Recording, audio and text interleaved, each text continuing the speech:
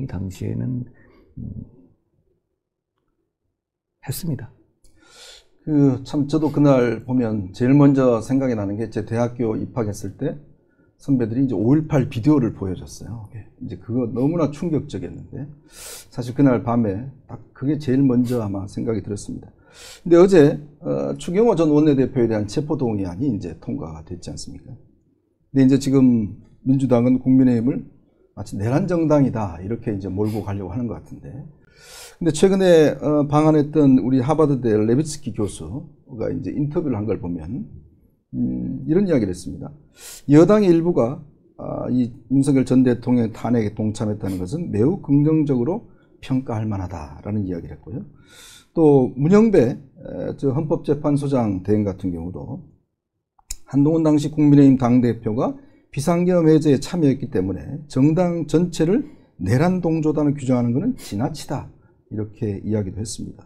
특히 유인태 전 사무총장 같은 경우는 본인이 그날 한동훈 대표가 딱 나오는 거 보고 이제 안심해도 되겠다, 국민과 함께 맞겠다고 하는 걸 보면서 아이고 됐구나, 이제 잠 좀 자자 해서 푹 주무셨다는 거예요.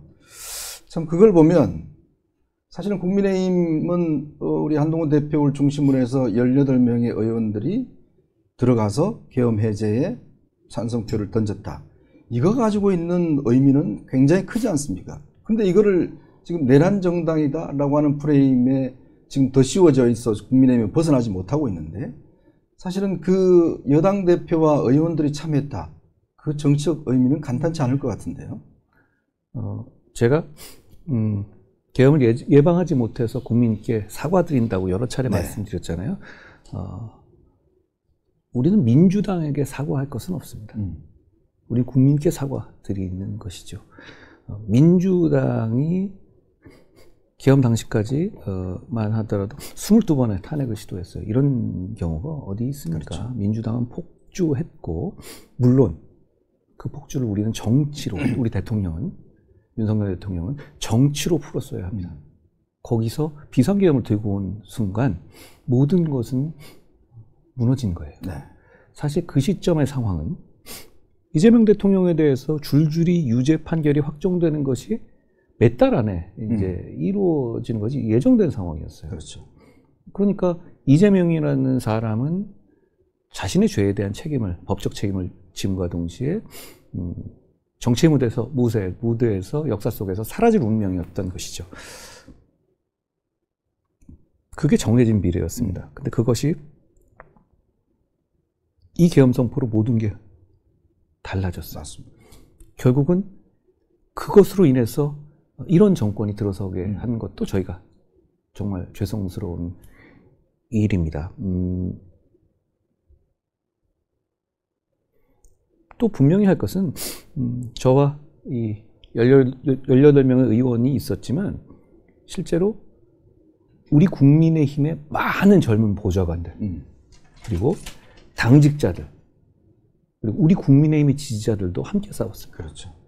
그 자리에, 그 로텐도홀에, 그 밖에 우리 국민의힘의 보좌진들과 우리 국민의힘의 당직자들이 많이 있었다는 점을 좀 기억해 주시기 바란다는 말씀을 드려요. 그런데 이제 그런 생각을 했죠. 제가 처음에 메시지를 이렇게 냈거든요. 그 대통령이 발표를 하는 걸 보면서 저는 혹시라도 혹시 북한이 침공하는가요? 뭐 그럼 얘기가 달라요. 뭐 그럼 제가 이 계엄을 반대할 일이 아니죠. 근데 대통령이 쭉 이게 입장문을 읽는데 민주당의 폭거, 뭐 반공법, 이 간첩법 같은 거 안 해주고 반공법이 아니라 간첩법 같은 뭐 이런 얘기를 하더라고요. 그러면서 다른 얘기를 하나도 붙임이 없이 그냥 민주당 상대 당을 정적을 정치로 푸는 게 아니라 반국가 세력으로 규정하고 척결해야 된다고 했어요. 그 말 듣는 순간 얘기 끝난 얘기예요. 그럼 이게 어떻게 대한민국 사회에서 용인될 수 있습니까? 그래서 그 얘기를 듣고 이 발표가 끝나기 전에 제가 메시지를 쓸 때 이렇게 썼습니다. 대통령의 비상계엄 선포는 잘못된 것입니다. 국민과 함께 맡겠습니다. 뭐 거기 얘기 다 들어가 있죠. 근데 하나가 더 있습니다. 뒤에 국민의힘 당대표 한동훈 그러니까 그건 제 개인 한동훈으로서 한 것이 아니라 당시 여당을 이끌던 공식적인 기관인, 최고 기관인 당 대표로서 공식적인 입장을 했어요. 그렇죠. 우리 국민의힘은 더 많은 사람들이 참여하지 못한 점이 아쉽지만 계엄을 적극적으로 앞장서서 막았던 정당입니다. 그러니 그런 상황을 만들었고, 그리고 그 이후에도 책임 있는 행동을 하지 못했던 민주당이 국민의힘을 정략적으로 공격하는 것에 대해서는 저는 동의하지 못하겠습니다. 역으로 그 말씀을 다시 한번 드리죠.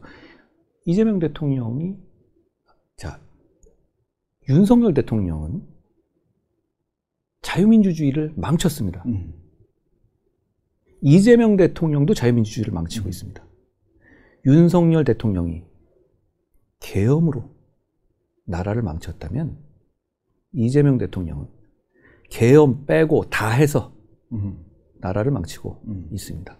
그런 세력이 지금 여기서 저런 주장하는 것 동의하기 어렵고, 역으로 이 질문에 답해야 할 겁니다.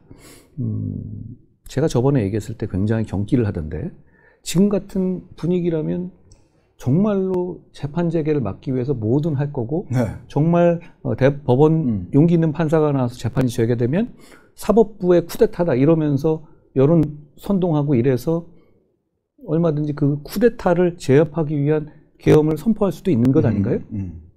그랬을 때 더불어민주당에게 제가 그때 물었죠. 그럼 그때 당신들 이거 안 한다고 말해라. 그리고 막겠다고 말해라.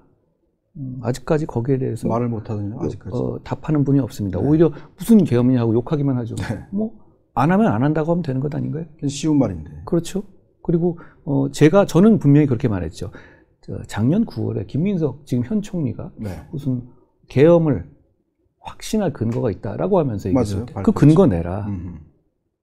계엄을 한다면 내가 앞장서서 막겠다. 저는 그렇게 얘기했습니다. 그 얘기 못 하나요? 그 어려운 말인가요? 민주주의자라면 누구나 할 수 있어야 하는 말 아닌가요? 결국은 민주당은 그걸 가지고 내란 정당이라고 우리를 비난하기 전에, 만약에 민주당 정권에서 불법 계엄, 이런 계엄 선포가 사법 리스크를 피하기 위한 계엄 선포된다면 과연 당대표 이하 민주당 의원이 몇 명이나 그 계엄을 진영론을 무릅쓰고 막을 것인지 거기에 대한 답을 해야 한다고 생각해요.